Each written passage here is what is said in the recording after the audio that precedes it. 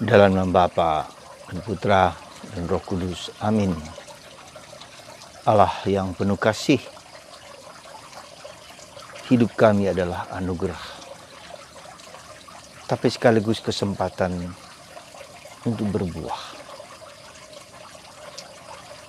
Berbuah yang baik bagi diri kami sendiri, bagi orang lain, bagi Tuhan yang menciptakan dan menebus kami. Bantu kami ya Bapa, untuk sekecil apapun melakukan kebaikan kepada orang lain. Terpujilah namamu kini dan sepanjang segala masa. Amin. Para saudaraku yang terkasih dalam Kristus, bacaan Injil hari ini hampir mirip dengan bacaan Injil hari Minggu. Kalau hari Minggu tentang talenta, hari ini tentang mina, yang kurang lebih mempunyai motif dan mirip yang sama. Ya, ada seorang raja memberikan 10 mina, 5 mina, dan 3 mina. Tetapi yang 10 dan 5 dikembangkan menjadi berlimpah, lalu diberi hadiah lebih lagi, 10 kota, 5 kota, dan seterusnya. Tetapi justru yang 3 mina atau 3 talenta itu tidak mengembangkan, menyimpannya, dan tidak mengembangkan. Mengapa? Dan raja marah karena tindakannya itu. Mengapa demikian? Mengapa dia tidak mau mengembangkan? Mengapa dia tidak mau menghasilkan banyak buah? Saudara, ada satu hal yang sangat mendasar dalam hidup kita. Kenapa kita tidak berbuah? Perhatikan apa yang kita sebut dengan mindset, cara pikir, cara pandang, cara hidup kita. Prasangka-prasangka yang seringkali terjadi di dalam diri kita, prasangka negatif tentu saja, yang membuat kita tidak mau maju, tidak berkembang, tidak mau melangkah, tidak mau ambil resiko melakukan sesuatu. Mindset itu misalnya, untuk apa saya melakukan tindakan itu kalau toh nanti orang lain yang berbuat baik, orang lain yang mendapat kebaikan. Ya. Untuk apa saya membantu orang tersebut? Karena toh orang tersebut selalu berbuat jahat pada saya. Nah, cara pandang ini cara pandang yang keliru, yang kurang tepat, yang kurang tepat. Jadi kalau kita memberikan terbaik apapun kepada orang lain, entah orang lain itu membalas atau tidak, yang penting bukan hanya untuk diriku di atas, tahu. Makanya Yesus mengatakan kalau kamu melakukan perbuatan baik, jangan tangan kirimu tahu apa yang diberikan tangan kananmu. Itu penting juga, ini mindset juga.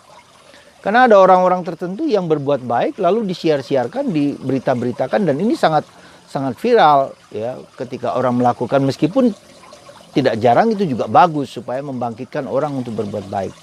Tetapi motivasinya adalah supaya ingin ingin termasuk, ingin hebat, ingin apa dan seterusnya. Ini yang seringkali. Jadi motivasi itu, yang mindset ini yang seringkali harus kita perhatikan. Maka kita harus cermat, harus kritis terhadap mindset kita, cara pikir dan cara pandang kita yang negatif, yang destruktif, yang merusak kita, yang membuat kita tidak maju, membuat kita tidak berkembang, membuat kita tidak berani mencoba. Nggak usah lah, untuk apalah begitu, ngapalah begitu, ya. Nah, itu cara pandang yang keliru. Lalu kita apa terjadi? Seringkali kita membuat halangan sebelum kita melangkah. Entah kita nggak mampu kah, entah tidak dapat kah, entah kita toh tidak ada yang menolong kah.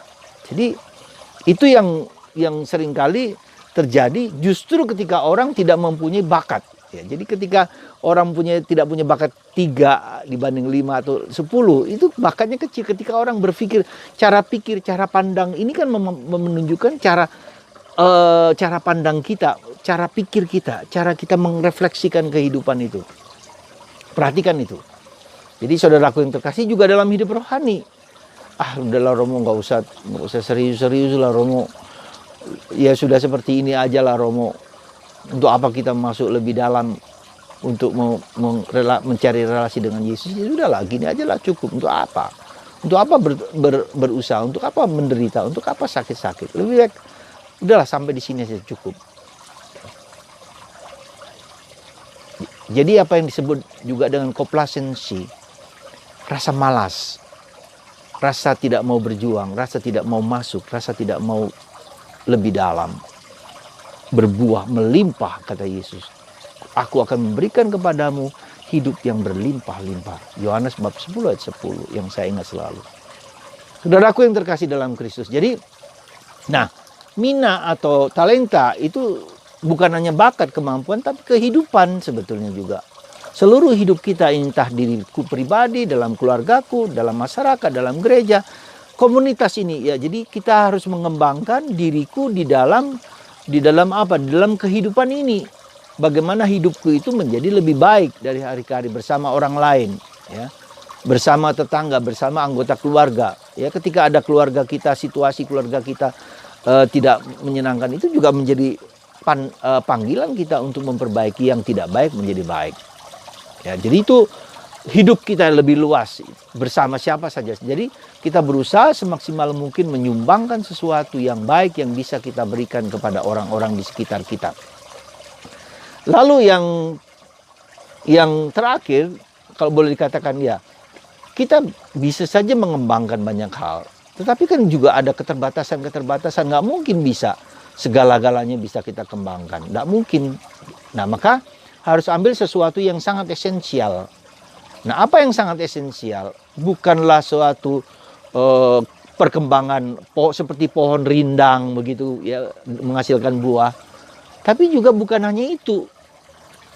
Apa yang membuat pohon itu memberikan kasih kepada kita? Hidup kita itu menjadi kasih gitu loh. Karena kasih itu menjadi esensi dari seluruh diri kita. Apakah dia itu menjadi presiden, apakah dia menjadi pastor, menjadi romo, menjadi ya. Kalau dia nggak punya kasih, nggak ada. Artinya, maka Paulus mengatakan meskipun orang itu bisa memindahkan gunung, bisa membuat mujizat, tapi tidak ada kasih. Seperti gong yang tidak yang kosong gitu, tidak bergaung. Jadi Santa Teresa kadang-kadang Yesus mengatakan, saya menjadi ingat, akhirnya aku menemukan bahwa kasih itu segala-galanya bagi hidupku. Nah, saya kira ini yang harus kita temukan gitu loh. Ini yang harus kita pegang. Karena kita kenapa seringkali tidak berkembang? Karena kita tidak menemukan bahwa kasih is the essence of the life gitu loh. Entah orang miskin, entah orang kaya, entah orang cacat. Tapi ketika dia ada kasih, ada pancaran cinta dalam hidupnya, orang itu berubah. Dan itu kita lihat dalam diri Yesus. Kasih. Dan harus kita temukan.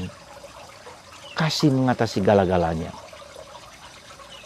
Saudara, mari kita mengembangkan kasih kita. Bagaimana caranya? Santo Yohanes dari Salib mengatakan, di mana tidak ada kasih, berikan kasih. Di mana tidak ada cinta, berikan cinta. Di mana tidak ada keadilan, berikan keadilan. Di mana tidak ada kebenaran, berikan kebenaran. Jadi justru tantangan kita itu ketika bagaimana kasih kita itu akan disempurnakan lewat hal-hal yang tidak ada kasih. Yesus mengatakan kalau matahari ini untuk orang baik, orang tidak baik itu siapapun juga. Ya. Kalau kamu mengasihi orang yang kamu kasihi, ya sama aja penjahat pun melakukan yang serupa. Nah, jadi saudaraku yang terkasih, mari menurut saya apa yang dialami oleh Teresa karena Yesus ini menjadi suatu pegangan. Apakah saya menemukan kasih sebagai the essence of our life, hakikat hidupku? Semoga Anda, saya menemukan itu, dan kasih itu ada dalam Yesus, ada dalam salib. Karena kasih berarti kasih kepada Allah dan kasih kepada sesama, dan itu salib, cross. Tak ada satupun yang dapat mengalahkan salib Yesus. Tak ada satupun yang dapat mengerti dan memahami misteri salib. Hanya menjalani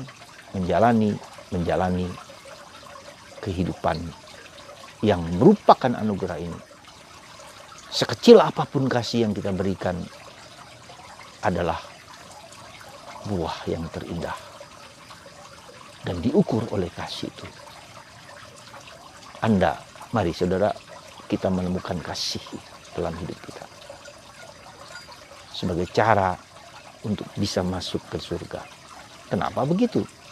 Karena Allah adalah kasih. Di surga hanya ada kasih, tidak ada apapun juga. Ada 3 teologi, keutamaan teologal, iman, harapan, dan kasih. Ketika di surga, visio beatifica, saling memandang bersama, pandang muka dengan Allah, tidak perlu iman, karena sudah bertemu dengan Tuhan. Tidak perlu harapan, karena sudah berjumpa. Yang ada adalah kasih. Luar biasa kan? Luar biasa. Mari saudara, cintailah orang di sekitar Anda, suami, istri, anak-anak, tetangga, terlebih mereka yang menjengkelkan, terlebih mereka yang tidak sepaham dengan kita. Tuhan memberkati Anda semua. Semoga kasih kita sungguh-sungguh berbuah.